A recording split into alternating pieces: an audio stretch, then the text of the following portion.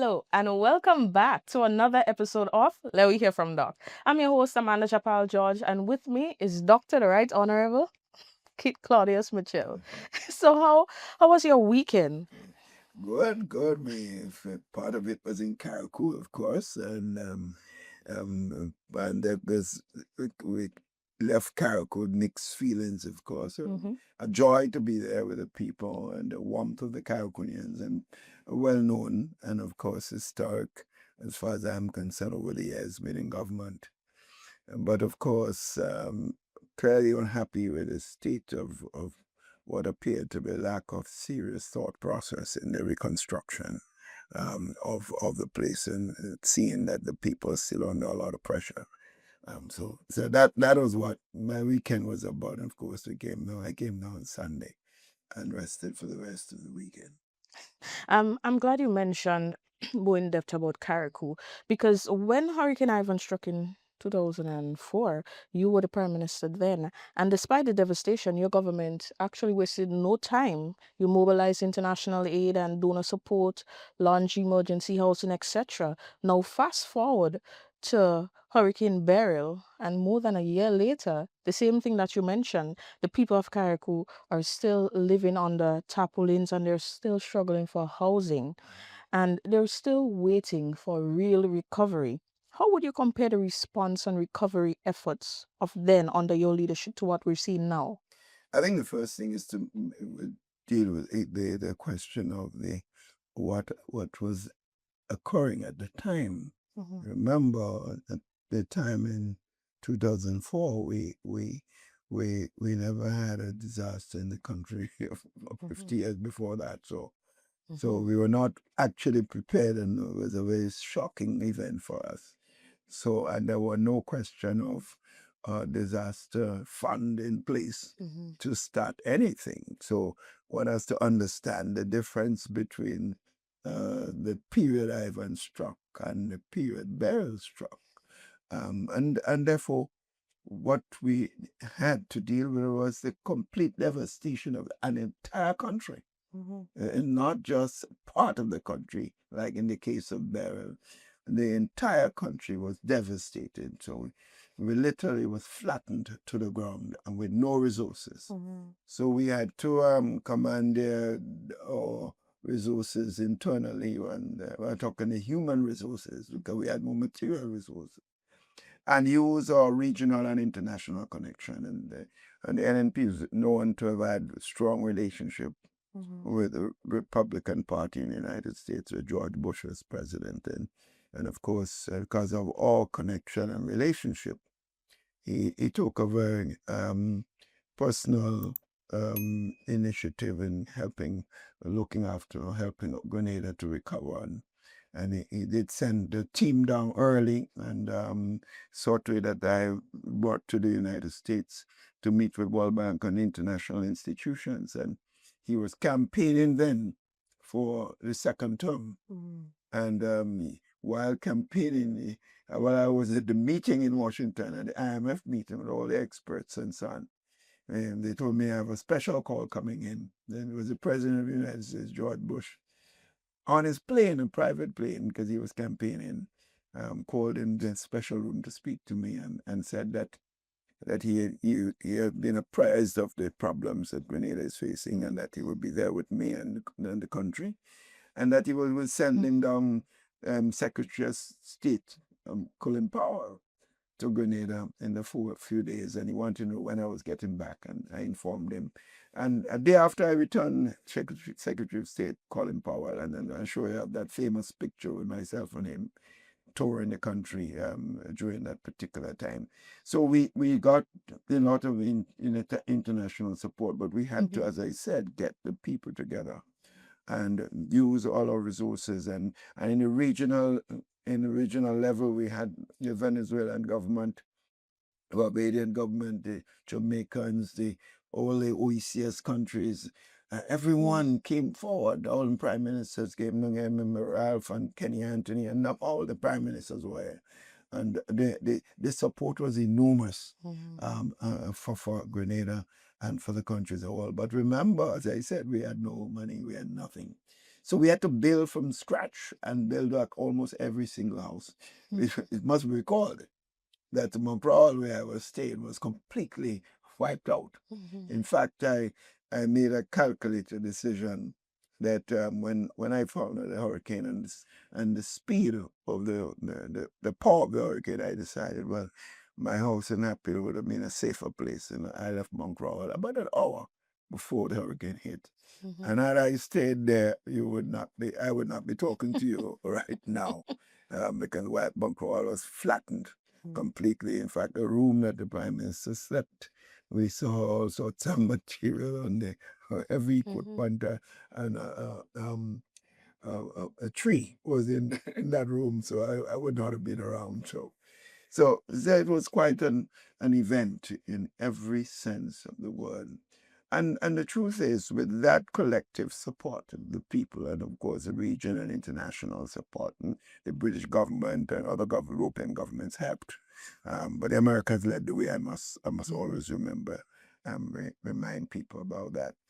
We recovered over within a year and a half. People who came to Grenada, they could not believe the extent of the recovery that we had. We established the Agency for Reconstruction and Development, ARD, and they work. We got international regional friends to fund it. The experts who were going to be on, and the government did not allow. We did not get ourselves involved at a political level. We invited the National Democratic Congress, who was in opposition at the time, to come and involve with us in the whole question of rebuilding. We gave them a responsibility to get resources to help their people, because as far as we're concerned, every person that they help in country deserve it. It doesn't matter what then, who support what. The politics was unimportant at the time. And I must say that they accepted the offer. We had a meeting with them. And no one could have said that we marginalized or we allowed our political situation to interfere with what was taking place. That's a big difference from what you see occurring. One, here was a government came into office after we put in place CRIF, the insurance, which we never had before. And we had basically Carriacou and the northern part of the country had a little damage, but Carriacou, as he said, and Peter Martinique essentially were damaged. And within 3 weeks after they came into office, they got $118 million in cash from the insurance and the initiative that we took. And when you look at what was when we just came from Carriacou, when you look, it appears that the money has disappeared. We don't know on what basis. You have not seen where that money has gone. They have some bogus figures given out about the amount of houses are done in Carriacou and how much was done in Grenada. In fact, the amount done in Grenada is higher than what was done in Carriacou from their own numbers, which is ridiculous anyhow. Each number must have been false. The whole question is there need to be a serious investigation, and the time will come. There must be an investigation. What happened to the resources that came from Beryl through CRIF? And where that money went, I think there's no doubt. So it just tells you the difference between our government, the New National Party's government, under much major disaster, and this government, which was a limited destruction of one portion of the country, and the result is quite completely different. And that tells you the difference between the National Democratic Congress and the New National Party. Dr. Mitchell, Grenlick has announced an increase in the fuel adjustment clause that will raise electricity bills from, mid-August. And people are deeply concerned because the cost of living is already unbearable. Under your leadership, though, the NMP had removed taxes. From your experience, what impact do you think these new increase will have on ordinary But first of all, Grenadians? it must be understood that Grenlick, because of the New National Party again, it's owned by the people of Grenada. It was owned before the NDC came into government, and the services of Grenlick was made available for the people of the country at the lowest possible cost that we could afford. But the NDC came in and sold Grenlick. They didn't sell it; they gave it away. And therefore, by the time we had to come back into government in 2013, we had to buy it back. Because my own question, as I did say to them, it's crazy to take one an important utility company, a national, um, with a national security asset. Because one company, one electricity company, not 5 and 6. And you take it and you sell it to a person, a businessman, and the businessman has to be sole interest is profit. He didn't come in this to serve and provide No. service for the people of Grenada as a priority. Yes, that is part of his service, but Profit. the bottom line is the amount of profit he's going to make. And I'm not going to, I've said then and I'm repeating again now, that I had no problem with the company. I had problem with the government that made a decision to give it a national security asset to the hands of a private sector person, without the control mechanism necessary to deal with rates and other things that affect the people of the country. So clearly, I think that was one fundamental thing. And therefore, when we had difficulties and we saw people under pressure, we took a conscious decision to reduce the fuel charge on that is part of the or end product price for the service of Grand Length, and we reduce VAT in some aspects of the charge, so that people were able to still under pressure, but certainly reduced considerably, so, and were able to continue to do their work with the services of Grand Lake. But this under this government, they came in, and we have to accept that two different mindset. One, NMP concerned about the consumer and the effect on the people. And Gwinnett is, as I said, mentioned, owned by the people of the country. And the Prime Minister then priority, and he said it from the beginning, the shareholders of Grenlake have been affected, not the consumers. The man was saying that as Prime Minister, the man that's supposed to protect the people, particularly the poor and vulnerable, he says that his interest was about the corporate persons. And the biggest corporate person was, in fact, the Grenlake itself, which is owned by the people. So whatever concession you give the people and sacrifices that the shareholders made was made to the people who own the company in effect. But his concern was what the end product for the shareholders and the private sector persons who invested, and clearly the government. So you see, so what you saw when he reintroduced, in addition to this, he reintroduced the reduction we initiated for the fuel price. He removed it, removed the VAT reduction, and therefore the price of the services increasing enormously, causing a lot of pain to the citizens of the country, the consumers, the householders, and also for the small businessmen, because the small businessmen in the country, they were the ones crying out a lot, because let's face it, electricity price was a major component in the services that they deliver, prices of the product, and therefore it affected the margins in a very serious way. But by doing what we did, we were helping the consumer, at the same time helping the small businessman to multiply and to grow. And in fact, create more jobs, create more opportunity. The government and the NDC did the complete opposite, demonstrating once again their interests as consistent it has always been, to protect the interests of the bigger person and marginalize those who can afford it the least. So that's another major issue. So, but again, it shows the fundamental difference between the NMP and the NDC. We showed you a while ago with the disaster, Ivan and Beryl, and we showed you again in the case of Grenlake and the services of Grenlake. Two different philosophies, two different feelings and concerns. One, NDC concerned about the shareholders and the big man. Two, the NMP concerned about the average citizen in the country. We're also concerned about generation of jobs and economic development in the country as a whole. Let's stay along this path because while the NMP worked to ease the burden on households, as you mentioned, the current government had introduced new taxes and charges on basic essentials like sugar and water. And for many Grenadians, as we say, it's already hard, and and these are items that they rely on every day, and such increases make life even harder. So, from your perspective, what do these policy choices say? Well, it says the same thing that I just said. Mm-hmm. It seems to me, and the government then, the present government, they didn't wait to see what was happening. The minute they got into government, they Mm-hmm. came to parliament and they made these changes, bringing in VAT on water, a basic service of water. Now everyone must use water, Mm-hmm. and so on. And sugar that almost everyone uses, although it's not the absolute necessity Mm-hmm. like water. Yeah.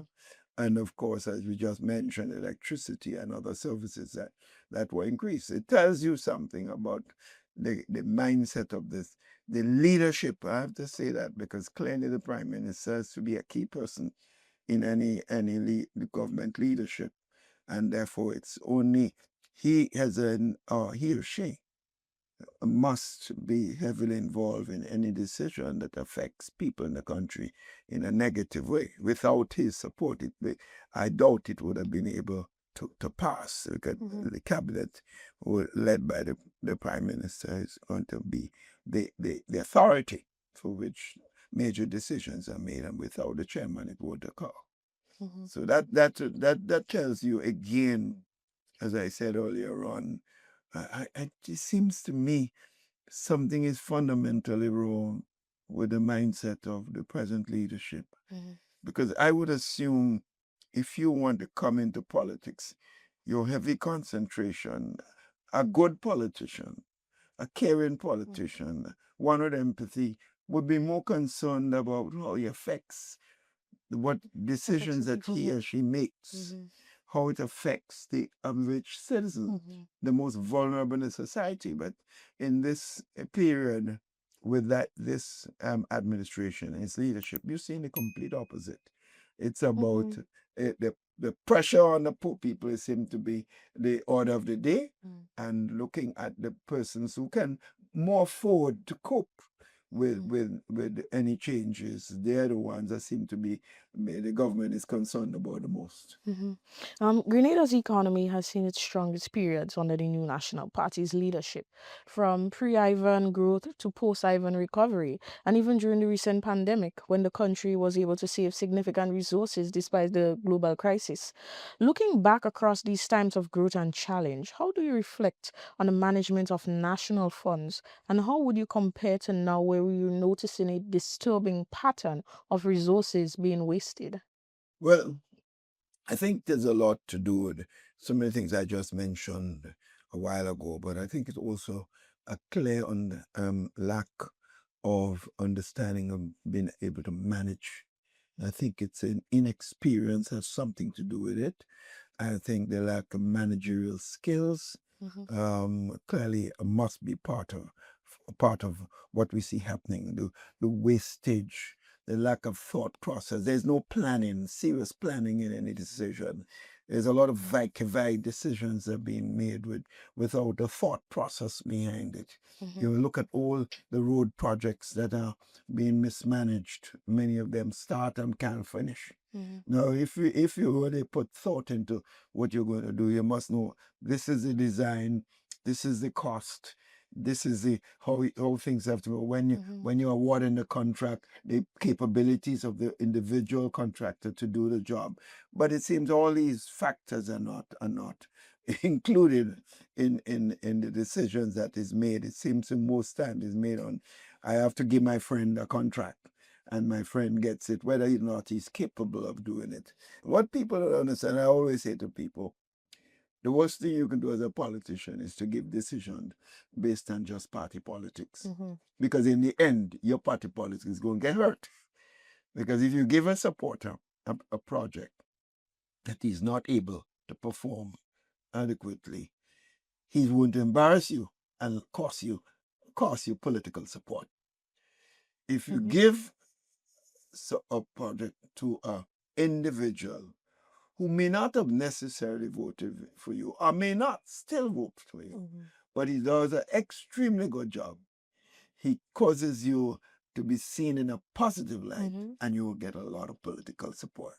That has been my philosophy, but it's a complete They have opposite it backwards. with this government, and it is sad because it is clearly affecting a lot of resources are being wasted in the country as a whole, and you can't understand why some of these decisions are made, because it clearly reflects badly on the government, badly on the country, and you have enormous economic and, of course, revenue impact that in a negative sense. So I'm amazed. I have to say, I'm amazed at some of the what constitutes the thought process for some of the decisions that I see being made. I don't I can't comprehend it. It's very difficult for me, my mindset, to comprehend who and what uh, is responsible for some of the decision that I see coming out of this government. I mean, the loss of millions of dollars in wastage all over the place. You just name the project, just go all the project, whether it's a project in Woburn, you see the mess. The project in Molyneux that we had budgeted about $11 million, so could have been finished about almost $30 million. A simple road in Diamond, St. Mark Court, lots of millions of dollars beyond what was originally contemplated. And you just go on and on all over the country, you see the same thing happening over and over and over. And it's quite frightening where we are today.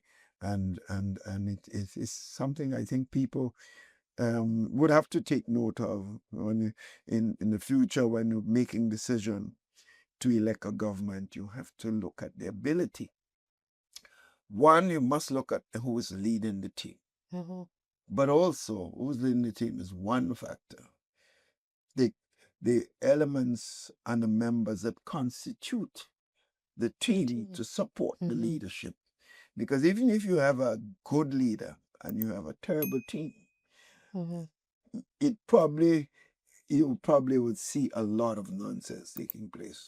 But if you have a terrible leader and you have a terrible team, you have an atomic bomb as far as performance and benefits to the country can be seen. So that's how I see this. Speaking of decisions, Doc, the government is inviting Grenadians at home and the diaspora to donate towards Project Polaris, a multi-million dollar hospital at Hopefield. What's your take on this? It's laughable.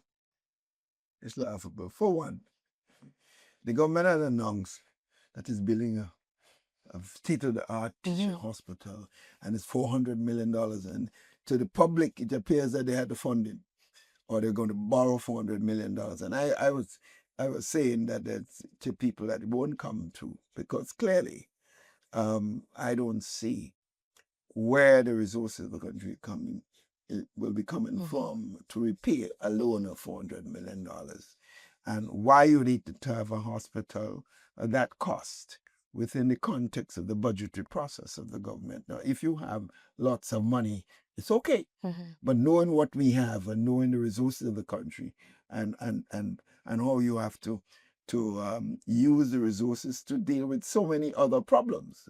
How do you spend almost a quarter of it on one project? So I found it, I said that it was a joke, and I knew that was what he meant, to fool people, that we bring in that state of the art and everybody's health problem would be solved, as if a hospital building is a source of healthcare services in the country, which is ridiculous, and so on. So clearly, I knew something was fundamentally wrong with this. So next thing here, and that the government is saying that it asks ministers to donate a month's salary. Now what's a month's salary from all the ministers involved? That's a few $1,000 if it reaches 100,000, right? when you look at $400 million, how does that start to do? And the people in the country already suffering, no jobs, no, and nothing. The ordinary man has no money. We have to He donate. can't get. So how can you expect him to donate for something, especially when he can't even feed his children and so on? So, I mean, the whole thing is a farce. It's a joke. And this government believes in tomfoolery, particularly leadership of the government. I think because I think what has happened, and I sum it up this way: the present leader came into government, the campaign, the last government, and he promised a lot of stuff, a nice talk, a nice glib talk, and fooled a lot of people. And he believed that he can do it again because he's so good at fooling people that he has a knack for getting what he wants done. And I believe even if his own members will tell him that won't work, he won't listen to them. So I believe he's expecting the population to come to be fooled again. So he will come with all sorts of fancy projects. Only I understand that he's saying there are 5 big ones coming, in addition to the hospital, billions and billions of dollars in projects. But again, that's tomfoolery because it does not make sense.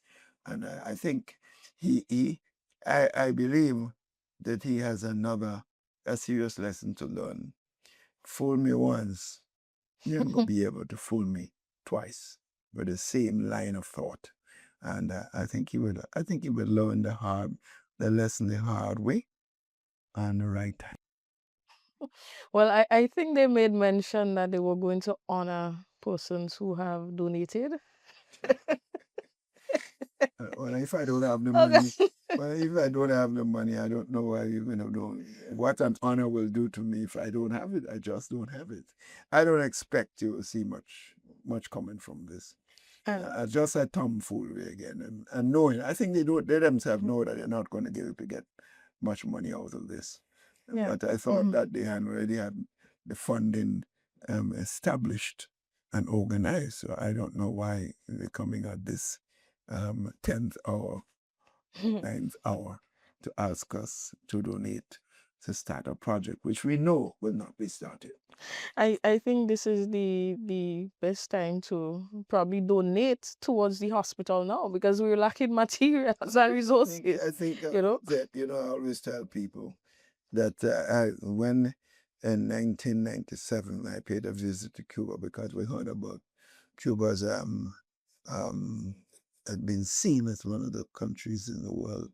The WHO has got the best healthcare system in terms of dealing with all the citizens. I'm not saying like some countries have the most sophisticated equipment and services for a certain level of persons, but in terms of the whole population, the ordinary man and everyone in society, Cuba was seen as the WHO has been having one of the best healthcare system.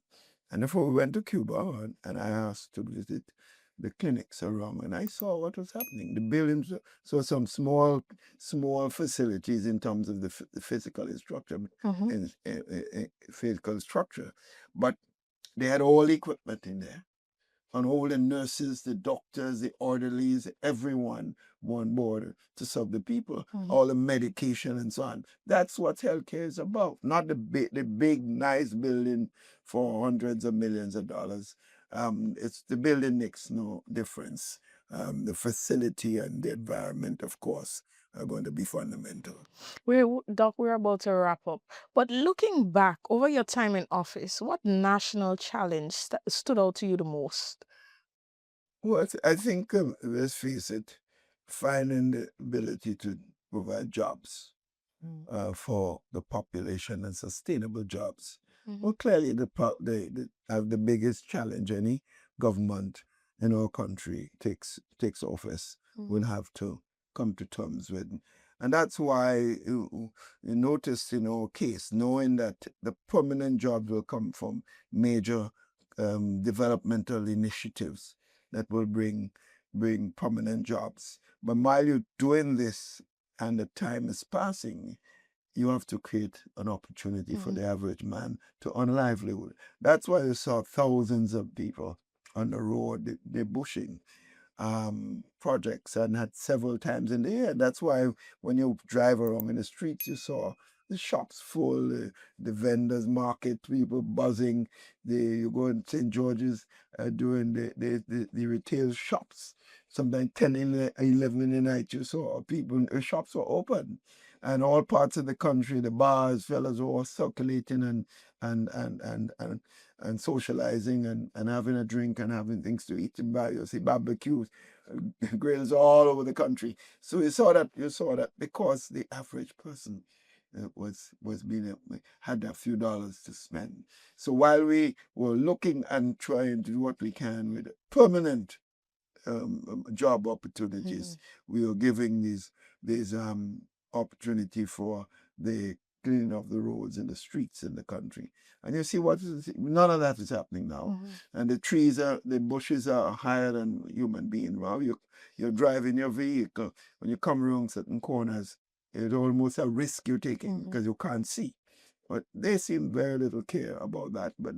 But you see, guys are traveling all over the place, and millions are spent on travel, and then you're taking half the money in the GDP and give your ministers of government. It's highly immoral behavior and highly unacceptable behavior. We've never seen any government in the past, including past NDC government. We've never seen them do this. But that is the nature of where we are today, and it's a pain we're seeing. You have certain persons in government saying that they're good to go now. No matter what happened, they are well fortified. I mean, when coming to government without a job, without a serious bank account, and in one case, and talking that language, because even if you're doing this, do you go in front of people and tell them this? It shows the lack of respect, or also the lack of respect for yourself, and also for your members of your team, to be making statements like this, because it almost compromises the entire team, not just yourself. But that is what is existing in our country today. It's unfortunate, but that is where we are. We just have to collectively do what we can, make sure our people understand what is taking place, help to educate them, prepare them, and do what we have to do, and make sure we ensure that the field work, the household work is being done, because I don't see this country surviving another 5 years under this present NDC government. Well, Doc, that's all the time we have for today. Guys, remember to like, share, and subscribe to our channel. Show them